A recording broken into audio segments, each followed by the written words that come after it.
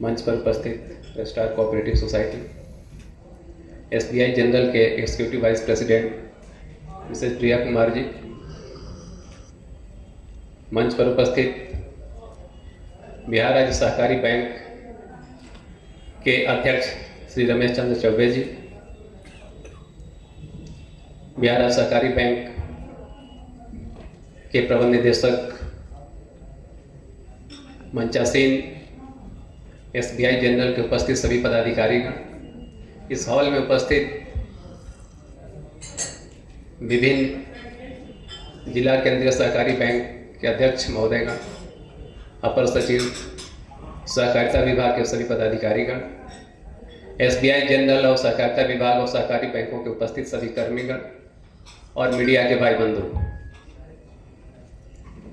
इस कार्यक्रम में एसबीआई जनरल और सहकारी बैंक के बीच में समझौता ज्ञापन का हस्ताक्षर हुआ है।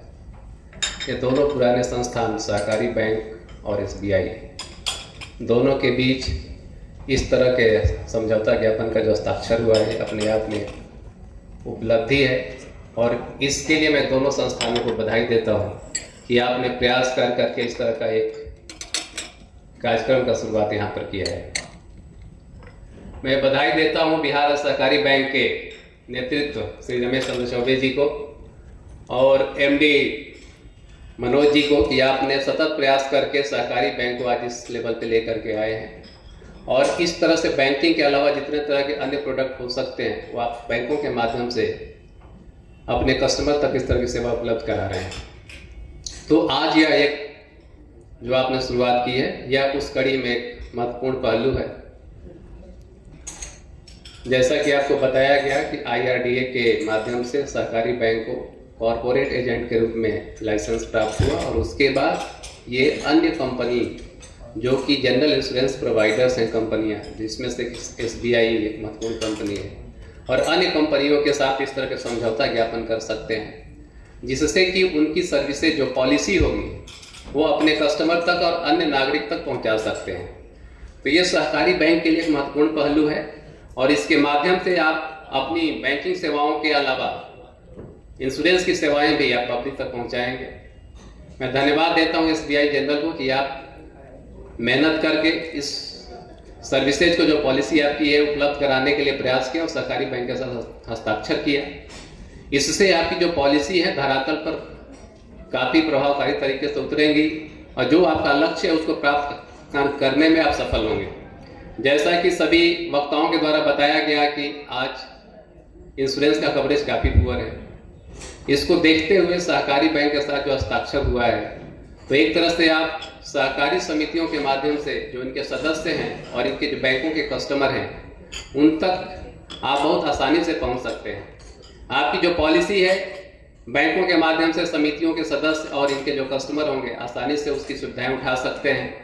जरूरत है प्रयास करने की कि आपके कंपनी के जो प्रतिनिधि और बैंकों के जो पदाधिकारी हैं लगातार ये मिलकर प्रयास करें कि कैसे हम लोग अपनी पॉलिसी को पब्लिक के लिए ओपन करें, कैसे इन पॉलिसी के महत्वपूर्ण पहलुओं को पब्लिक तक, जन जन तक हम पहुंचाएं।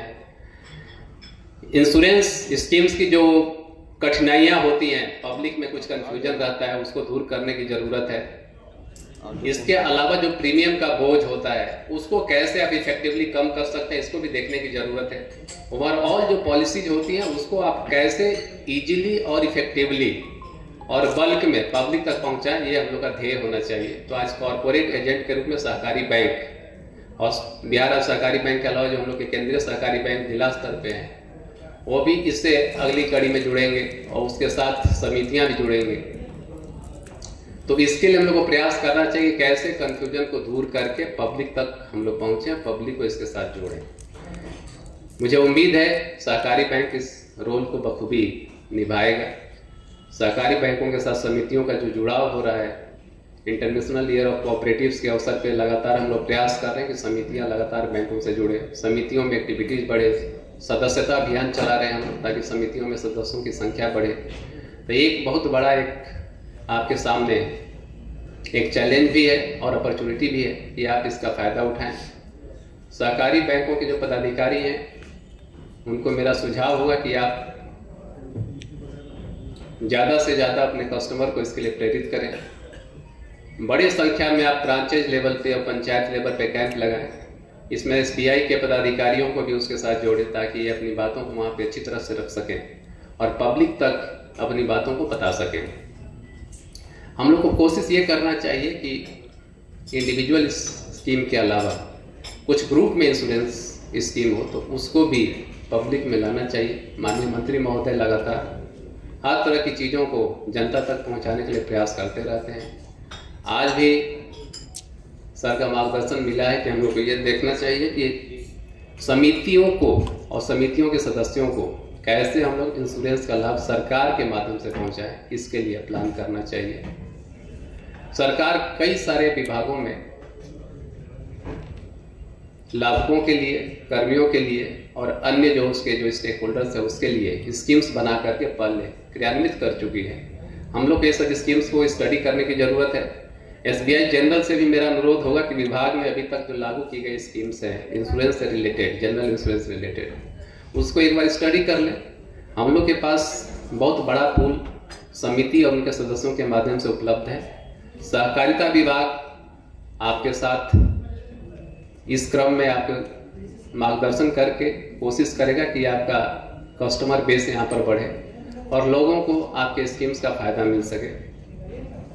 इस अवसर पर सहकारी बैंक जो उपस्थित हैं, जो लोग पदाधिकारी होकर भी उपस्थित हैं, आपको भी देखना चाहिए कि हम लोग पब्लिक तक इजीली कैसे पहुँचे। अपनी सुविधाओं, बैंकिंग सुविधाओं के अलावा अन्य जो सुविधाएं जो लगातार आप लोग उसमें जोड़ रहे हैं, इन सुविधाओं को और कैसे बढ़ाया जाए। कस्टमर फ्रेंडली एक माहौल क्रिएट करना चाहिए, क्योंकि जितना भी स्कीम ले आए, जब तक कस्टमर्स आपके साथ कंफर्टेबल नहीं होंगे तब तक आपका स्कीम की पहुंच नीचे तक नहीं जाएगी। तो कस्टमर फ्रेंडली आपको माहौल क्रिएट करना पड़ेगा। आपकी जो आधारभूत संरचना है उसको थोड़ी बेहतर करनी पड़ेगी। एचआर पॉलिसी को भी थोड़ा सा बनाना पड़ेगा। एचआर डिफिशिएंट हो, उसमें कैसे सुधार करिएगा, ये चैलेंज आपके सामने रहेगा। बैंक इस स्कीम और जो एमओयू हुआ है इसका कैसे फ्यूचर में फायदा उठाएगा, इसको हम लोग को प्लान करने की जरूरत है। शुरुआती कुछ दिनों में चैलेंजेस रहेंगे आपको, लेकिन धीरे धीरे जो भी दिक्कतें हैं उसको आप सॉर्ट आउट करके मेहनत करके उसको ठीक कर सकते हैं। मेरा सुझाव होगा कि एक छमाही और वार्षिक लक्ष्य आपको रखना चाहिए कि हम इतने समय में कितने कस्टमर को इसके साथ जोड़ेंगे, उसके साथ आपको काम करना चाहिए।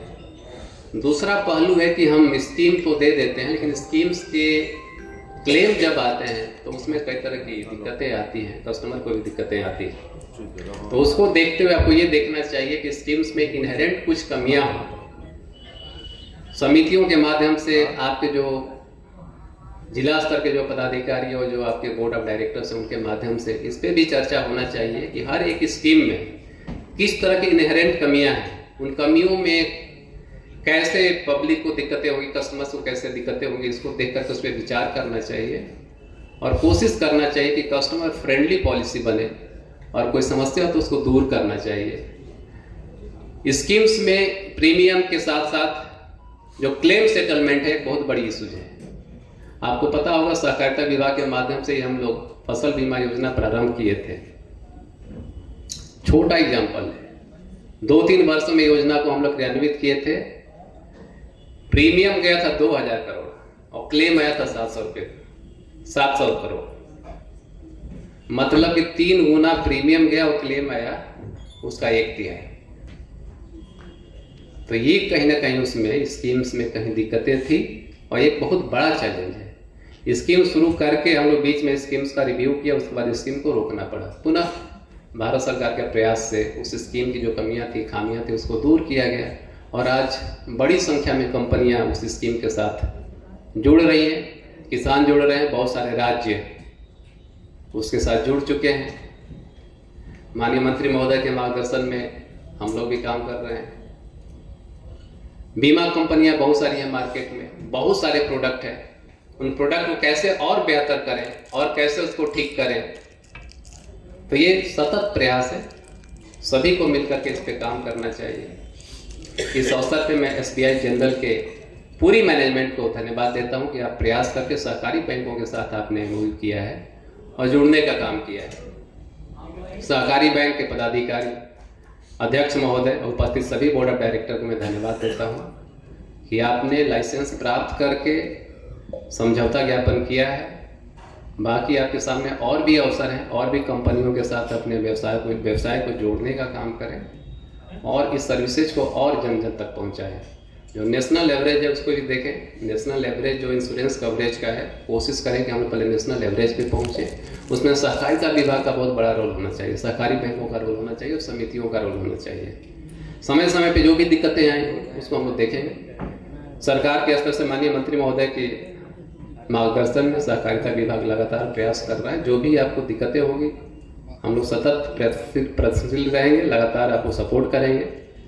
मैं इस अवसर पे पुनः सहकारी बैंक और SBI जनरल के समझौता ज्ञापन जो हुआ है, मैं शुभकामना देता हूं ये स्कीम सफल हो और जन जन तक पहुंचे ताकि आप लोगों को भी इसमें फायदा हो। बहुत बहुत धन्यवाद।